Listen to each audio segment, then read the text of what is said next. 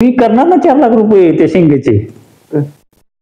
माझा हिशोब काय, वर्षाकाठी मला 1.5 लाख रुपये महिन्याला मिळालं, त्याचा खर्च बघा तर लाख रुपये मिळाले, 10-12 लाख रुपये मिळाले. शेती काय, मोबाईलची 1.5 GB डेटा तुमच्या भाकरीची सोयीसाठीच वापरायचा.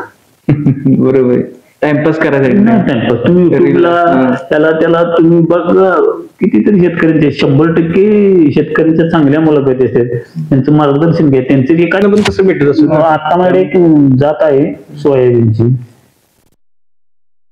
किती दिवस काढायला गेलं तरी फुटत नाही.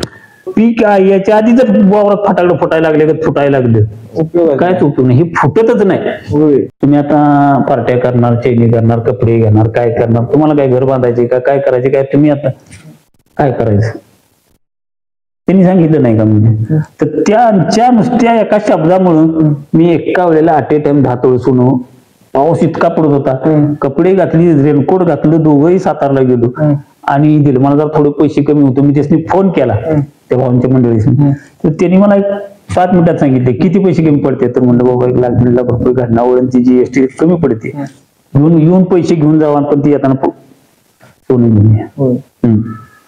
म्हणजे असल्या लोकांचं सुद्धा सहकार्य आमचे सगळ्यात महत्वाचं बघा. आमचे इथं राणा अग्रोटेक म्हणून आहे, प्रथमेश जाधव, त्यांचा एक भाऊ, सातारा म्हणजे महाराष्ट्रात देशाची त्यांच्याकडं पॉवर टिलरची एजन्सी देशाची. हा, ती 2 भाऊ त्यांचे ठिकाण कुठे इथं आहे, राणागृह गावातच आहे. अतिशय अग्निवीर म्हणून त्यांचे अतिशय मोलाचा सल्ला देणारे, दोन्ही माझ्या कितीतरी वयानं लहान आहेत, 1 नंबर सल्ला देते. त्यांचे वडील आमचे राजकीय गुरु. म्हणजे तुम्हाला ज्या वेळेला आमची डोकं थांबतं त्यावेळेला आमचे आबा, प्रमोद आबा, सुधाकर चव्हाण, अनिल देशमुख, आकाश बनवडे, ही मंडळी, दिलीप पाटील, विजू काका, ह्या मंडळीचं मार्गदर्शन मला मिळालं. एवढं आहे आता. आणि मी परत एकदा सांगतो, तुमच्या स्वाभिमानाला कोणीतरी असं डिवाचल्याशिवाय तुम्ही कष्ट करत नाही. तुमचा स्वाभिमान नाही डिवाचलं तर तुम्ही काहीच करू शकत नाही जिंदगीत. तुम्ही तसंच कुणीतरी तुमचा अपमान केला पाहिजे, अपमान जर केला तर तुम्ही त्यात सक्सेस हो. आणि जरा आयडिया गावली, आत्मविश्वास वाढला, हे पीक केलं, माझी फेल जाते पिक, मी म्हणत नाही, मी इतरांच्या सारखा छाती टोकपणे सांगत नाही, जाते फेल पिक, पण मी ते फेल गेलेल्या पिकाच्या जागेवर दुसरं पीक लगेच बदलून दुसरं जाग्यावर म्हणजे समतोल करतो. म्हणजे आपल्या बसायचं नाही घेऊन बाबा, बसलं की संपलंच नाही, बसणार काही पिकात काय भेटलं नाही तसं करत नाही. तुम्ही सांगा, साधं उदाहरण आहे, गेला गेवढा, मला नाही काय वाटलं, मी रोटर मारला, मी धनलक्ष्मीचं मी करणार ना 4 लाख रुपये त्या शेंगेचे. माझा हिशोब काय, वर्षाकाठी मला 1.5 लाख रुपये महिन्याला मिळालं, त्याचा खर्च बघा तर लाख रुपये मिळाले, 10-12 लाख रुपये मिळाले. शेती काय, आणि एखादा 1-2-4 वर्षात एक मोठी लॉटरी. आता आल्याची 2 वर्ष लागली, सोयाबीनची 4 वर्ष लागली, अजून एक लॉटरी लागली, संपला निश्चित देणार. आपण कष्ट करतो, काय विषय नाही, आणि व्यसनापासून दूर राहिल्यानंतर सगळं होतच. कोणते पिके घेणे फायदेशीर ठरले आहे तुमच्यासाठी? पहिलं 2016ला सोयाबीन. सोयाबीननं माझी पुऱ्या अख्ख्या महाराष्ट्रात ओळख करून दिली. सोयाबीनचे पैसे चांगले झाले, मी साधारण 150 रुपये किलो पर्यंत सोयाबीन विकलं. त्यामुळे सोयाबीनची ओळख कशी काय निर्माण झाली? मला ह्याला सगळ्यात मोठा कृषी विभागाचा वाटा मोठा आहे. कृषी विभागानं माझी ओळख करून दिली. कसं होतं, हे सोशल मीडिया होते, जरा अपुरं पडत होतं त्यावेळेला. व्हॉट्सअपचा जमाना होता, फेसबुकचा होता, पण इतका फास्ट नाही. ती इतक्या चांगल्या क्वालिटीची वेळोवेळी याची फोटो काढायचे अधिकारी सगळे माझे, धनाजी फडतरे म्हणा, ही मंडळी मला अतिशय मार्गदर्शन केलं त्यांनी. आणि त्यांनी ते फोटो कोरडे म्हणून आमच्याकडे होते, त्यांनी अख्ख्या महाराष्ट्राचा त्यांचा एक शेतीचा ग्रुप आहे, त्या ग्रुपवर फोटो टाकले, नाव मोबाईल नंबरवर टाकून लोकांचे फोन यायला लागले. आपण बी फसवण्याचा काय, ज्या दिवशी आपल्याकडे बियाणं संपलं ना त्या दिवशी सांगितलं माझ्याकडे बियाणं संपलंय, तुम्ही माझ्याकडे बियाणं नाही. पण लोकांनी बियाणं देताना एकदम क्वालिटीचं दिलं, इतकं क्वालिटीचं दिलं की लोक माझे मित्रच झाले. विश्वास वाढला. 7 वर्ष झाले लोक माझ्याकडून बियाणं नेतात. पुसेगाव इथं आपल्या जवळ लांबचं उदाहरण आहे, पुसेगावचं उदाहरण देतो तुम्हाला. पुशेगावला मला कोण ओळखत नाही असं गाव नाही, गावातला शेतकरी नाही. होय. पण माझी एक तिथं ओळख आहे. काही जरी नड्याअडीचा सल्ला लागला तिथं असतच. आमचा एक मित्र समाधान कदम जाकण भाऊचा वेळोवेळी चांगला सल्ला देते, म्हणजे हे करा ते का. आणि तुम्ही कमर्शियल पाहिजे. माझा परत एकदा सांगतो, मी जातीवरती बोलल्यागत वाटेल, गुजर मारवाडी कमर्शियल म्हणून महाराष्ट्रात आली. तुम्ही सुद्धा कमर्शियल बना. तुम्ही कमर्शियल व्यापारी तत्वावर तुम्ही शेती केली तर शेती परवडत नाहीतर नाही परवडणार. तुम्ही कधीच नाही परवडणार. मी आता बघा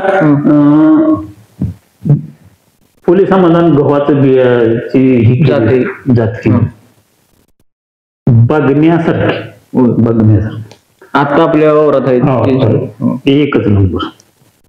शेती उत्पादनाचा बाजारपेठेपर्यंत पोहोचवण्यासाठी काय धोरण वापरता तुम्ही? हे मोबाईल हो, मोबाईलची 1.5 GB डेटा तुमच्या भाकरीची सोयीसाठीच वापरायचा. बरोबर. टाइमपास करायसाठी नाही टाइमपास. तुम्ही युट्यूबला त्याला तुम्ही बघा, कितीतरी शेतकऱ्यांचे 100% शेतकऱ्यांच्या चांगल्या मुलाखती असतात, त्यांचं मार्गदर्शन घ्या, त्यांचे एखादी एक गुण त्यातलं घ्या. तुम्ही एक पिक्चरचं ती रील गाणं बघत बसण्यापेक्षा एखाद्या शेतकऱ्याची 2 मिनिटाची मुलाखतीत त्याचं 4 शब्द जर घेतलं, तेवढं अनुकरण केलं ना, तुमच्या भाकरीची सोय होती 100%. म्हणजे मोबाईल वाईट आहे मला म्हणायचंच नाही. मी आज आहे तो मोबाईल मिळतोय मोबाईलचं. आणि तुमच्या घरच्यांची, माझ्या वडिलांची, माझ्या मंडळीची, मुलांची, पत्नी अतिशय सहकार्य. आमचे मामा आहेत, मामांचं मला सहकार्य, भासांचं आहे, भाच्याचं सहकार्य चांगलं मिळेल, बहिणीचं सहकार्य. सहकार्य तुम्हाला सगळ्यांचं ज्या वेळेला असेल ना, त्यावेळेला तुम्ही मोठा होता. तुम्हाला तळतळाट कधी मोठा होऊन देत नाही. कोणाला सांगतो महत्वाचं, तळतळाट कधीच नियतीचा नियम आहे. तुम्ही आज समोरच्याला खड्डा काढा, पुढे गेले की तुम्हाला त्याच्यात डबल खड्डा आहे. त्यामुळे बियाण्यात मी स्पष्ट मध्ये सांगतो, खोटं बियाणं कोणाला विकू नका. नाही ना नाही म्हणून सांगा. तुम्हाला 2 दिवस चांगले वाटतील, 4था दिवस तुमचा राहत नाही, बाजारपेठेत नाव राहत नाही. आणि माझं नाव राहिलं त्याचाही फरक. 7 वर्ष कंटिन्यू तेच शेतकरी यवतमाळ पासून ह्याच्यापासून तेच शेतकरी माझ्याकडून दरवर्षी बियाणे नेतात. म्हणजे कसं नेतात? विश्वास माझ्याकडे हाय तर हाय. आता माझ्याकडे त्यांना उत्पन्न पण तसं भेटत असत. आता माझ्याकडे एक जात आहे सोयाबीनची, किती दिवस काढायला गेलं तरी फुटत नाही. शेतकऱ्यांच्या फायद्याचीच आहे ना. मग आता हे फुले संघ 4-5 वाहन झाले, त्याचा बाहेर काढायचे लागेल. म्हणजे प्रभावावर तुम्ही बदललं पाहिजे. ती ग्वाल्हेरची वर आहे, ग्वाल्हेरचा मित्र आहे माझा, त्यानं मला दिली. त्याचं नाव काय आहे ते काय माहिती नाही मला. फुटत नाही. उत्पादनाला फुले संगम पेक्षा चांगली आहे.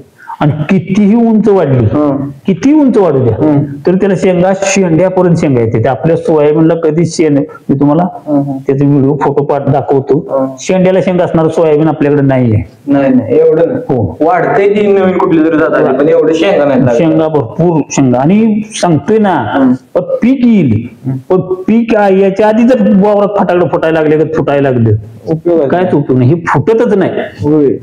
ह्याची लेट जरी झालं, किती लेट होऊ द्या, किती लेट फुटतच नाही.